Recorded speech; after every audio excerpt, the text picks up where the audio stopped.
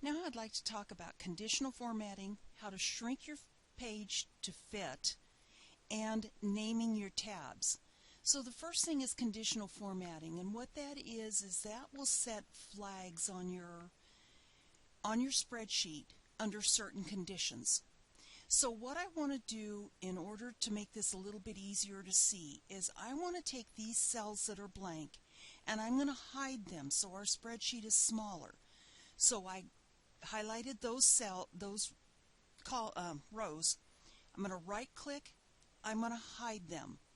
So see, they're still there. You can see the numbering,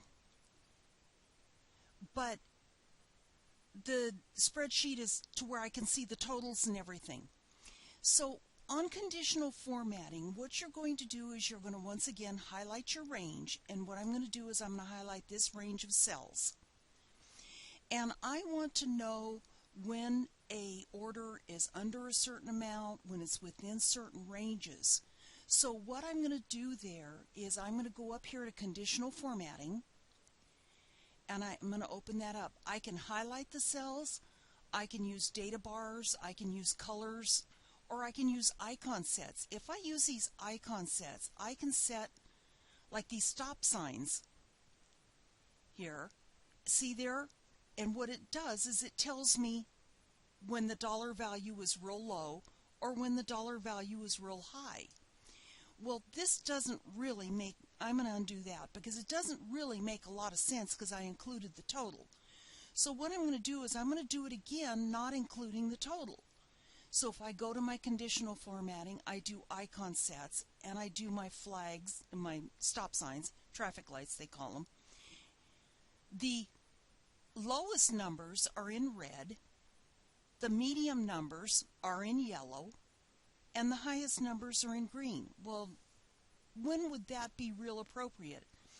I'm going to change this to highlighting, and what you can do is I can say anytime a value is greater than 25, I want to highlight it with what color. I can choose my color, or else I can make up my own color. So what I can do is I can fill it with, say, purple. So anytime it's above 25, the cell is filled with purple. And you go on and you can do that same range and say, I'm going to highlight it anytime it's less than 25. I'm going to highlight it, say yellow. Enter.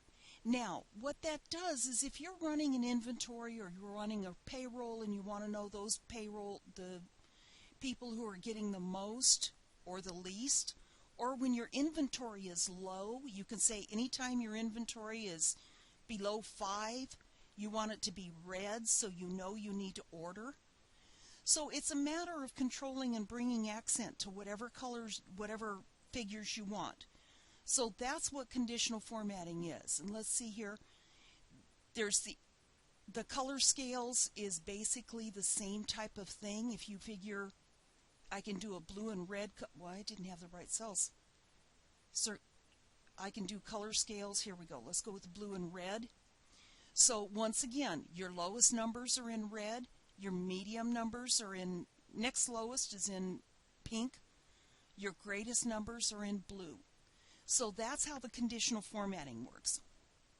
Now, we talked about it a little bit before about, you can see here from these dotted lines right here and right here, that this is going to be on 2 pages. So your whole thing is going to be on 2 pages. Now, if I want this to print all on 1 page, the first thing I'm going to do is first unhide these rows. So if I go over here and I highlight the rows on either side of where there are rows hidden, I right click and unhide. Aha! There are my rows back. My spreadsheet is complete.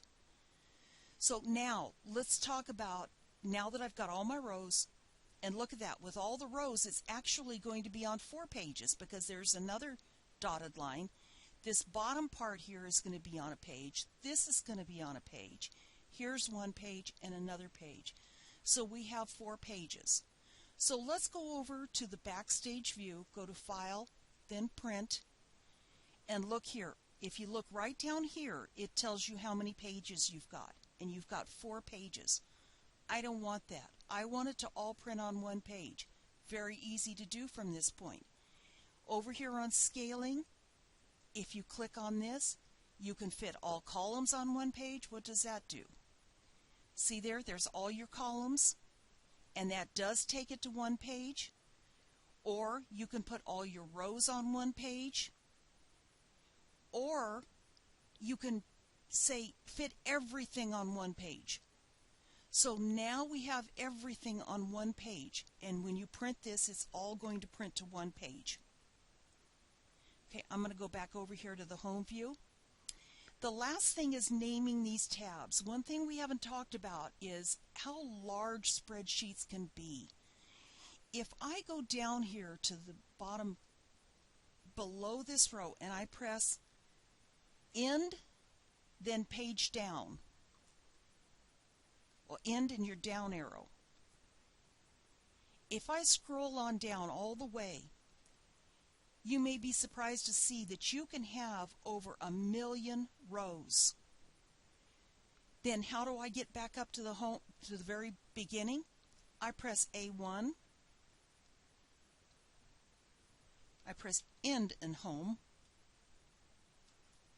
Your home cell is actually your A1 cell. So the same thing, you have so many columns over here. If you keep scrolling over and you keep scrolling over, you'll get way over here. This is your last column, XFD.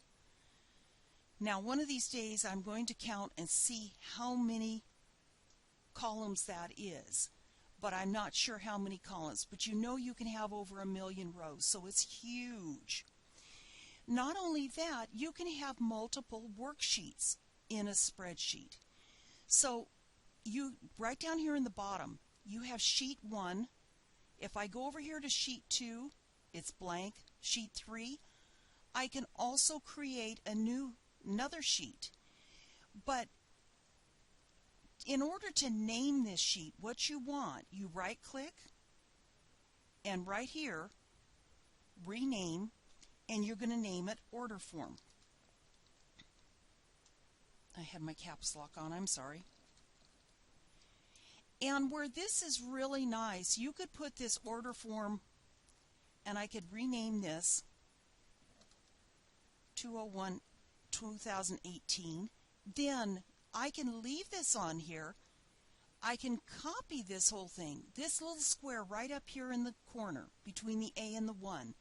If I highlight that and right click, copy, go over here to this next spreadsheet and then paste all of that. And then I'm going to go in here and I'm going to remove the orders that I received. Now I can make this, edit this, order form 2019, and I'm ready for 2019. I don't have to completely remake this. So this is one way. People will use this for a budget, and they'll make different tabs for each month, or same thing for payroll, so that they can keep track of different times of payroll. So you can also, some of the other things you can do, you can change your tab color. Say this color, this one is purple. This one, next year's is going to be yellow. So, and that's a very light yellow. So you probably want a brighter, let's make it red so you can see it. So there's the colors of tabs for the different years. So that's just some other creative things you can do on Excel. So I'll let you go ahead and do your work.